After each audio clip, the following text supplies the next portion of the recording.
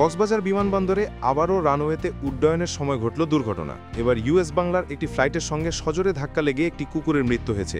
এই ঘটনায় বিমানে থাকা যাত্রীদের মাঝে চাঞ্চল্যের সৃষ্টি হয়। ঘটনাটি ঘটে বৃহস্পতিবার সন্ধ্যায়। ঢাকাগামী ইউএস বাংলা এয়ারলাইন্সের BS-158 উড়োজাহাজটি ৭০ জন যাত্রী নিয়ে সন্ধ্যা ৬টা ৩৫ মিনিটে উড্ডয়নের জন্য রানওয়েতে যায়। উড্ডয়নের ঠিক আগ মুহূর্তে পাইলট কিছু একটার সঙ্গে ধাক্কা অনুভব করেন। এরপর তিনি উড়োজাহাজটি উড্ডয়ন না করে দ্রুত পার্কিংয়ে ফিরিয়ে আনেন। সেখানে বিমানটি ত্রুটিমুক্ত কিনা তা পরীক্ষা করা হয়। কক্সবাজার বিমানবন্দরের এক কর্মকর্তা জানান, উড়োজাহাজটির সঙ্গে একটি কুকুরের ধাক্কা লাগে এবং কুকুরটি ঘটনাস্থলেই মারা যায়। এই ঘটনার পর ফ্লাইটটি সাময়িকভাবে স্থগিত করা হয় এবং বিমানটি ছাড়তে প্রায় ১ ঘন্টা বিলম্ব হয়। তবে কক্সবাজার বিমানবন্দরের রানওয়েতে কুকুরের সঙ্গে বিমানের ধাক্কা লাগার ঘটনায় এটাই প্রথম নয়। এর আগে চলতি বছরের ২ আগস্ট এয়ারস্টার একটি উড়োজাহাজের সঙ্গে উড্ডয়নের আগে ঠিক একইভাবে কুকুরের ধাক্কা লাগার ঘটনা ঘটেছিল। Desk report, ATM।